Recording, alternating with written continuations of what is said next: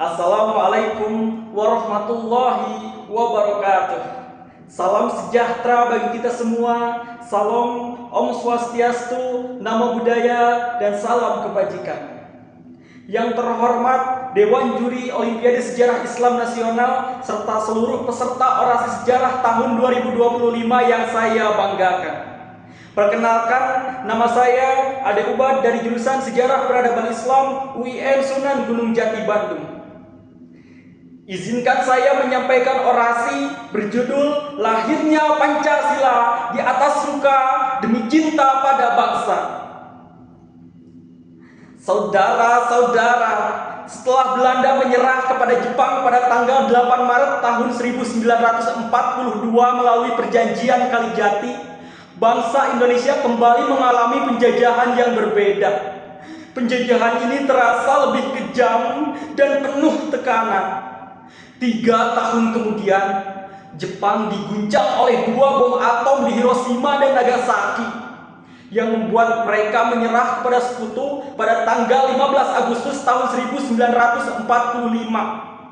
Namun, sebelum itu, Jepang berupaya menarik simpati rakyat Indonesia dengan menjanjikan kemerdekaan. Maka dibentuklah Badan Penyelidik Usaha-Usaha Persiapan Kemerdekaan Indonesia BPUPKI pada tanggal 29 April tahun 1945 dengan tujuan utama menyusun dasar negara Indonesia merdeka. Sidang pertama BPUPKI berlangsung selama 3 hari mulai dari tanggal 29 Mei hingga tanggal 1 Juni tahun 1945. Di forum inilah muncul gagasan-gagasan penting para tokoh bangsa. Muhammad Yamin menyampaikan gagasan dasar negara dalam 2 bentuk yang berbeda. Secara lisan, dalam sidang BPUPKI pada tanggal 29 Mei, beliau mengusulkan gagasannya, yakni pri kebangsaan, pri kemanusiaan, pri ketuhanan, pri kerakyatan, dan kesejahteraan sosial.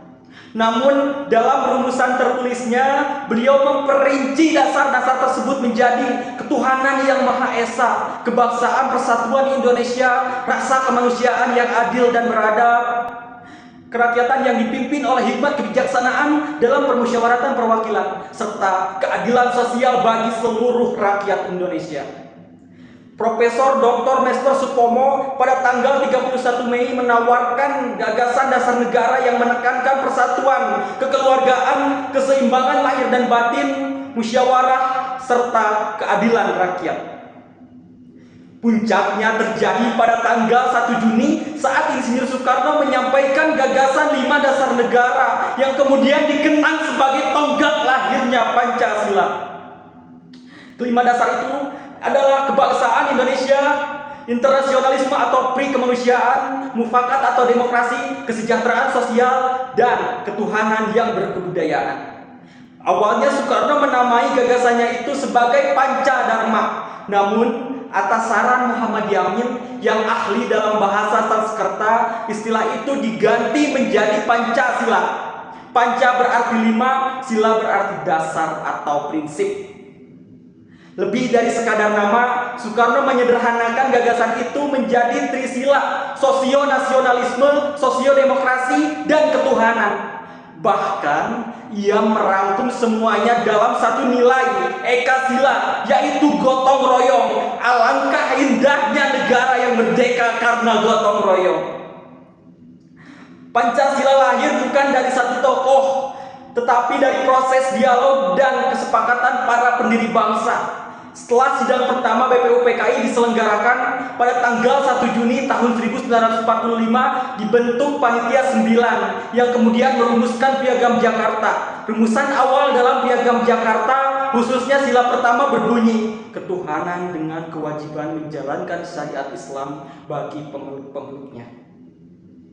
Pada tanggal 7 Agustus tahun 1945, pemerintah Jepang membubarkan BPUPKI dan membentuk Panitia Persiapan Kemerdekaan Indonesia (PPKI) sebagai badan baru yang bertugas mempersiapkan kemerdekaan Indonesia secara menyeluruh. Pada malam tanggal 16 Agustus tahun 1945, Naskah proklamasi dirumuskan di rumah Laksamana Maeda, Jalan Meiji Dora. Keesokan paginya, tanggal 17 Agustus, proklamasi kemerdekaan Indonesia dibacakan oleh Soekarno di Jalan Pegangsaan Timur nomor 56 Jakarta. Hari berikutnya, tanggal 18 Agustus, sidang pertama PPKI digelar. Namun sebelum itu muncul keberatan dari sebagian tokoh masyarakat Indonesia Timur terkait redaksi sila pertama.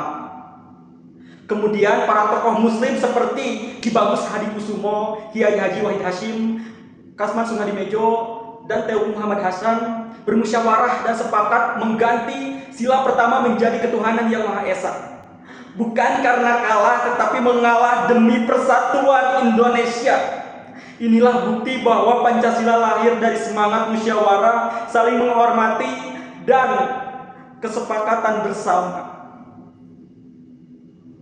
Sidang pertama PPKI pun resmi menetapkan Pancasila sebagai dasar negara dengan susunan yang kita kenal hingga hari ini. Ketuhanan yang Maha Esa, kemanusiaan yang adil dan beradab, persatuan Indonesia, kerakyatan yang dipimpin oleh hikmat kebijaksanaan dalam permusyawaratan perwakilan, serta keadilan sosial bagi seluruh rakyat Indonesia. Saudara-saudara, sejarah tidak selalu mencatat kebenaran dengan adil. Pada masa Orde Baru, tanggal 1 Juni dihilangkan dari catatan resmi sejarah. Soekarno dianggap terlalu menonjolkan ideologi dan dipuja secara berlebihan. Akibatnya, selama lebih dari 30 tahun, tanggal penting itu hampir terlupakan. Barulah pada era reformasi, para sejarawan dan tokoh bangsa mengusulkan pengakuan secara resmi terhadap tanggal bersejarah tersebut.